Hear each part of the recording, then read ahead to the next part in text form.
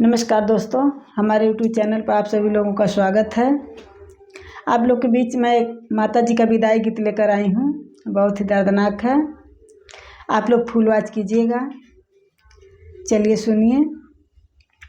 हमने के छोड़ी के नागरियानु हो, कहवा जाइबू ये माई। हमने के छोड़ी के नागरियानु हो, कहवा जाइबू ये माई। तुही कह मोरी महा तरियानु हो, कैसे करी हम विदाई। तुहू कह मोरी महा तरियानु हो, कैसे करी हम विदाई। बड़ा रे जतनवा से मूर्ति बनवली, मूर्ति बनाई हम तुहके बुलवली। बड़ा रे जतनवा से मूर्ति बनवली, मूर्ति बनाई हम तुहके बुलवली। थर थर कपता शरीरियानु हो, कैसे मूर्ति उठाई। थर थर कपता शरीरियानु हो, कैसे मूर्ति उठाई। तुहू कह मोरी महा तरियानु हो, कैसे करी हम विदाई। तुहू कह मोरी महा तरियानु हो, कैसे करी हम विदाई। तुहरे चरनिया में लवली असरवा, छोड़ी के तू काहे जालू बेटी के घरवा।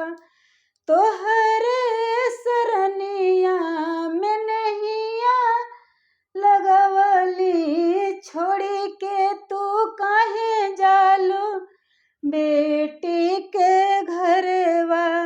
बनी गईलू आँखी के पुतरियानु हो, कैसे तोहे बिसराई। बनी गईलू आँखी के पुतरियानु हो, कैसे तोहे बिसराई। तुही कह मोरी महा तरियानु हो, कैसे करी हम विदाई। तुहू कह मोरी महा तरियानु हो, कैसे करी हम विदाई। नव दिन निरखी में सब सुख पवली, तोहर चरनिया में नहिया लगवली। नव दिन निरखी में सब सुख पवली, तोहर चरनिया में नहिया लगवली। तोहर पे सुनय ना के नाज ना हो, हरदम लजिया बचाई। तोहर पे सुनय ना के नाज ना हो, हरदम लजिया बचाई। तुहू कह मोरे महा तरियानु हो, कैसे करी हम विदाई। तुहू कह मोरी महा तरियानु हो, कैसे करी हम विदाई। हमनी के छोड़ी के नागरियानु हो, कहवा जाइबू ये माई। हमनी के छोड़ी के नागरिया